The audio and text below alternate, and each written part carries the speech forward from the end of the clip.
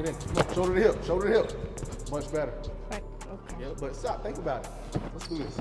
You caught it, turn back. You caught it, right? This is up, right here. When you turn the drop, where's this foot going? Boom, but look where the ball is. I'm still taking candy. Do it again. Elbow here. Right here, elbow and shoulder. Thank you. What do I gotta respect? And where are you gonna put the ball down? Look where I'm good now. Where are you gonna put the ball down at? Boom, what I gotta do? I gotta open up, dribble it. Boom, drop step. What can I do? I'm all behind you. Come on. All right, welcome to Urban Topic, Season 3, Episode 31.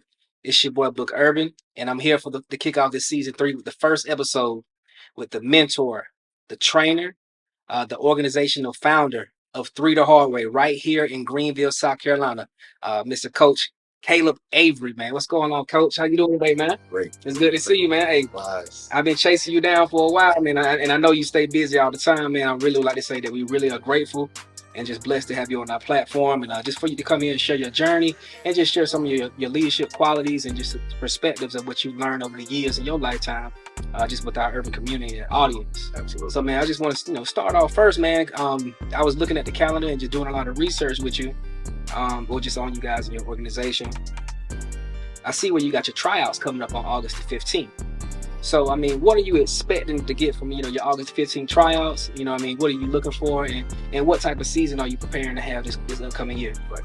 So, what we look for the fall, we're at a point where we want to train and teach kids this game that we love, no matter what level they are. So, the name has grown so much now that we honestly I don't know who comes in. I might have kids that came in from last year. I might have kids I've never seen before. But me and my coach are going to be prepared to coach whoever comes in the door. Yeah. Right? So for fall ball, we may have 60 to 80 kids come out of it. Okay. We end up with teams, and then we do 2 tryouts. So we have it on the week, and then I do it on the weekend. Okay. And so all in all, we probably would end up with about 10 to 12 teams. Okay, that's awesome. 10 to 12 different teams? Oh, that's awesome. And is that all in Greenville, or is it dispersed out between Charlotte and your other locations in Texas? Yeah, I'm about to say that. Yeah, so that will possibly be from the Greenville area. Oh, wow. Yeah, so then the Texas location, we'll probably have about 5 or 6 teams there. Yeah. We just had our first spring season there last year. And for our Charlotte location, we may have about 2 to 4 teams there. Okay. Younger population, especially in fall league. Yeah. Have the younger population. Of course. Going back to school too is popular around the area. You know what I mean? Getting ready to get try to make their middle school teams. And when it just comes to your season, like how many games do you guys normally play? Just I guess in the fall season or in the spring season? Well, the fall season we typically do just 8 games. Okay. We play 2 games every other weekend. Okay. Now that during the spring, it's a lot more ball. I mean, you go from February to July. Yeah. So typically for the fall, we'll go September, October, and we'll play every other weekend, and then students again will prepare for middle school and high school ball. Okay. And I know I asked you this as we prepping, man, but just to let the people know, so it is you are collaborating with AAU, is that correct? So to make it legit, so every basketball organization has an opportunity to be a part of AAU. Yeah. AAU was its own entity. Okay. When I first started Three the Hard Way, I wanted Three the Hard Way to be its own entity. Yeah, of course. So with AAU, you will have a certain sanction number. You got to be sanctioned to play AAU. Mm-hmm. Three the Hard Way is sanctioned to play AAU, all of our players and teams. However, we also have a tournaments and things where we have sanctioned teams that come to our tournaments. Okay. That's dope, man. So we just want to be a smaller version of AAU, but also be a part of AAU as well. Okay, so you're getting about 12 teams for this new fall season. That's dope, man. 60 to 80 players, and that is split up between, I guess, boys and girls leagues. Is that correct? So boys and girls. So all of our teams we offer any kid to play from 2nd grade to 10th grade. Okay. They can be as young as 5 years old still come and play, but they apply at 2nd grade level. Oh. Right? And that's typical. People want to do that because they want their kids ready. Yeah. Ain't nothing wrong with skipping up, man. Ain't nothing wrong with that. Yeah. Okay. So now I'm gonna give you a little chance to brag on your teams and just with all the time that you don't put in. Like, how many tournaments have you guys won over the years, man? Like, give us some of your stats as a league, as a coach, as an organization. Okay, so I'll be honest with you, that is very hard to keep up with. I mean, My boy win all the time. no, Here's the thing, we win. We have won. We've had some really strong teams. Yeah. And then you have teams that come in and they need development. They need to gotta rebuild. So it is keeping a record of, how many games we won versus anyone. I cannot do that because we might have a season where we had only 8 teams and we have a season that have 22 teams. Yeah. So some teams will be on a harder schedule after they're trying to develop and become better. Yeah. Then you have some teams that with some season behind it, they might come in and one team loses only 4 games the entire season. Oh wow! But the team has also been together for years. Yeah. Some of them have been playing in 3 to hard way since 2nd grade. Yeah, they got that chemistry. They've been developed with you for so long, and giving your staff. So I mean, all in all, there's not a tournament that I walk in and say, "Yeah, we're gonna dominate this tournament," unless I know that team is strong enough. So, but if anything, for any kid that comes to the program, I just want to develop. Exactly. Develop with us and take it somewhere to the next level. That's what matters to us. Hey man, that's what I call a great mentor, man, a great leader. All right, so I mean, now we're gonna circle back around. We're gonna actually start from the beginning. Just for people who may not know Coach Avery, like just give them a little bit of your background. Man, you don't have to go into too much detail, but just let them know where you're from originally, and just how you got to where you are today.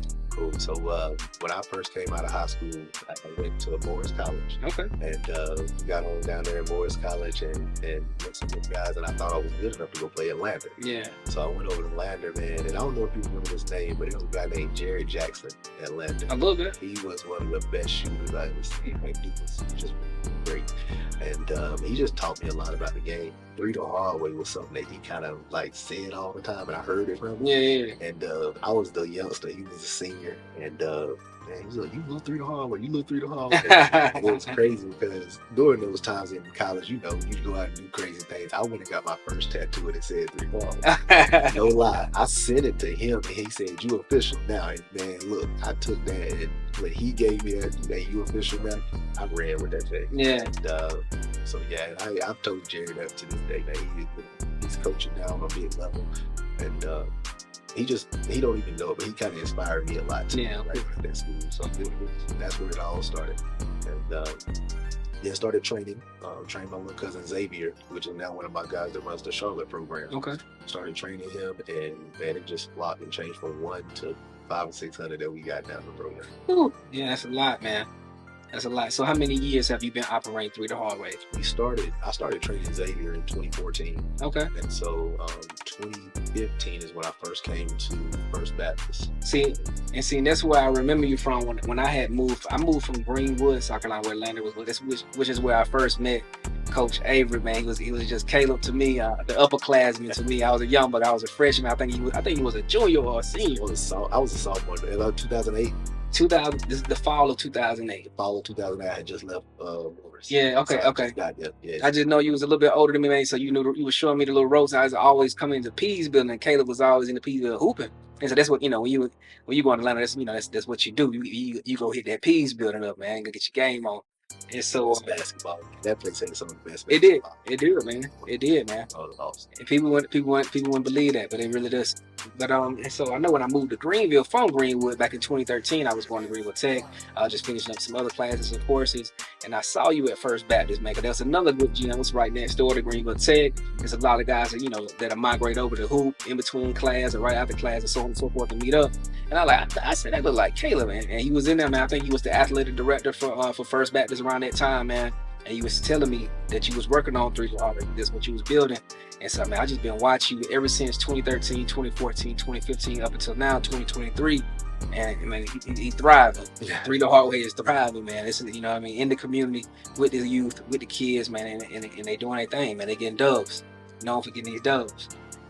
So, I mean, when you was first starting out with 3 the hard way, I know that you said your man Jared Jackson from Lander had, helped inspire you with the 3 the hard way name. Like, were there any fears or obstacles that you actually had to go through with creating this organization, just from any aspect, whether it be from networking or building and developing the youth or parents? I mean, you can be honest, man. Just let us. I mean, what fears or obstacles that you had to go to just when it came to like creating that organization? Right. So when I think anybody that's gonna take a journey and say they're gonna, strike out and do something, Yeah. you don't see fear Yeah. because you don't even know what you're going into. Yeah. Right. So when you really have that calling and you just go out and do it, you don't see the fear because when something gets ready to hit you, Yeah. you just gotta take care of that. Exactly. It is right there. You know what I mean? So it's almost like, I always tell people I had no choice but to start reading hard way. Just thought that was for me. And because of that, I didn't mind going out here asking this question, asking that question, and being told no. I got told no all the time, but I was just like, all right, like, I gotta go find the right person. Find the right person, or I just gotta just keep going. Yeah, figure it out myself. Because if you really want it and you get a no, you're not gonna stop. So it's not a fear anymore. You just go and do it. Now, after you've done it, then that's when the headache really So when you're starting off, man, if you really got a passion to do it and you tune everybody out and you go ahead and just follow that passion, there is no fear in there because the fear was making that decision. Yeah, exactly. The initial decision to get out and do that. Sure. I gotta get that's respect, man. I respect that. So okay, then no fears. I get it because if it's meant for you, if it's your passion, I mean, what can be against you? Right. I mean, it's for you. What challenges have you had the opportunity to just face and overcome just throughout this journey? So when I first started this thing, I was a basketball player. Yeah, you were. I just played ball. I wasn't a coach. I wasn't a trainer. I wasn't a businessman. Yeah. And because of that, all the issues and obstacles that came, you dealing with somebody that don't have kids. So every parent that came to me, their kid was a star. Yeah. So how do you deal with teaching someone? Yeah, I had to learn how to tell parents, they're not ready for this. Yeah. Get that flat back from parents. I had to get the flat back from the kids. Yeah. And I had to be confident in myself to say, okay, this is what you need for the next level. Exactly. And all of that, that's just the parent side and the student side. Yeah. Then you got to think about the business side, hiring coaches, getting coaches, learning that side of it. And so there are obstacles all over, but it always goes back to that fear situation. Mm-hmm. You don't know those obstacles when they're going to come because nobody just walks out here and says, hey, I'm going to go and trip over that today. Mm-hmm. Nah, when that obstacle comes, you've already prepared yourself for that. And or you've been prepared and you don't even know. Don't even know that. Okay. Just go through that door. Just basically take the first step, man. Well, the first step is the most important step. Everybody knows that. But it's also, I always teach you mindset. You always say it's mental. You talk about player, it's mental. If you're not thinking, then you're not doing it right. So if you do have that obstacle, or you don't just step back and not go through it, you're gonna get over that. So we've been blessed and put in this position to do so. Exactly. And once you have that in your mindset, man, you're gonna have headaches. You're gonna be a little stressed sometimes. But you'll still get to it. Yeah. You'll find a way. Gotcha. Okay, so I just want to ask you this third season of Urban Topic, it's all about leaders and mentors in our upstate Central Carolina area, and you're the first guest on this third season, and I always saw you as a mentor, especially when I started seeing you being more proactive. I mean, you was a mentor to me as well back just being an upperclassman me as Lander, and I didn't even know that you came from Morris, that you was new that year, just like it was for me, and so figuring that thing out together. But just fast forward to when you being an organizational head. I mean, you leading and mentoring these the youth each and every day. Like when you were in your adolescence, what qualities of a leader did you gravitate to, and why? What specific qualities? So it was men. Okay. If I saw a man that was like, I didn't really have my father in my life. Okay. So if I saw a man that looked like he had his stuff together, I was asking questions. Yeah. Right. And it was also people that were in the gym. I was always a gym head, a gym rat. So one of my mentors, Louis Weirborn, I met him and he was always in the gym.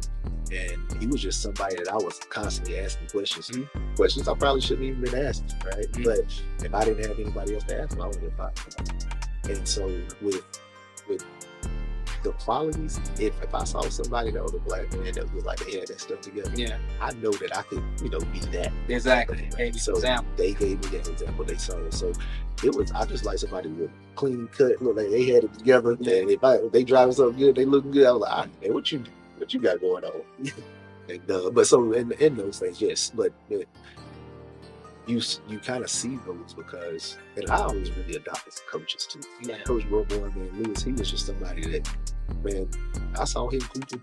I met Louis and he was like, or something. Probably in my lessons or 20s, but the knowledge that he gave me on the court, it also triggered and gave me something at home too. Yeah. You know what I mean? So we always now talk about it's bigger than basketball. It's, even in the relationship that I've built over these years, it has never just been about basketball. Mm. It was always bigger than that. There was something else there that just kind of brought it together. Basketball was just a plus. Yeah. That's all it was. Yeah. Okay. So just for people, in our organization, I'm sorry, people in our community, and you got youth that look up to you today, like you're saying, like we see you as a leader, you are a mentor, you train these kids, you mentor these kids, you lead these kids. If they wanted to be what you're doing right now, what advice would you give them? Don't do it. Don't do it. Why? Yeah. Do it better than me. Okay. Right? Yes, sir. And the reason why is because the way I did this, it was because I was a hustler. I love basketball, I love money, I wanted to teach, and it kind of built me to be a mentor, Yeah. right? I want kids and even my coaches to learn to be coaches. I don't want you to do it like I did. Yeah. But mine was the struggle. It was hard. Yeah. However, with them taking the mentor advice, pushing kids the right way, those things will make their job so much easier. Yeah. They don't have to deal with some of the stress and stuff, options that I had. Yeah, they can learn from you. Exactly. Yeah. So understanding that you have a gift that you can give back. Yeah. When basketball is your thing, and you know for a fact you're not going to be a professional in the NBA. Yeah. There's something that clicks in your head that says, okay, I need to figure out what to do that. Yeah. And so basketball has too many different areas that you can go to. But if anything that I would tell young kids coming up, I don't mind, just like I told you, I'm an open book. I don't mind sharing my story and saying, hey, don't do it like this. Yeah. Because I promise you, you're going to be doing it that way. Yeah. And that's why I say, don't do it like I did. Yeah. Right? Yeah, do it better than me. Do it better than me. That's dope. That's dope. Okay, so we getting ready to close up, man. I always ask each of my guests this question, no matter what season, what theme we're doing, that we're covering. But I'm gonna ask you, what's one thing that you love about being from South Carolina, and one thing that you would change? Take your time, man.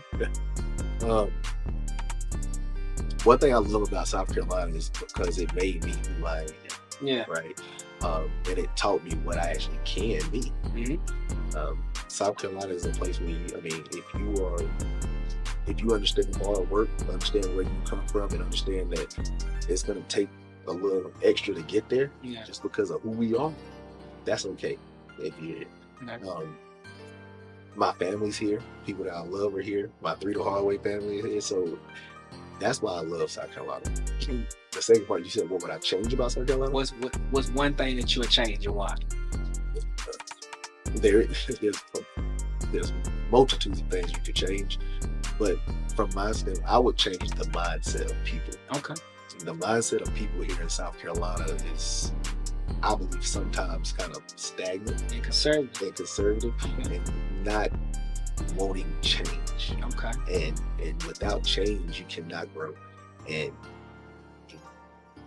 I will throw this in there, because of that mindset of building and not wanting to change.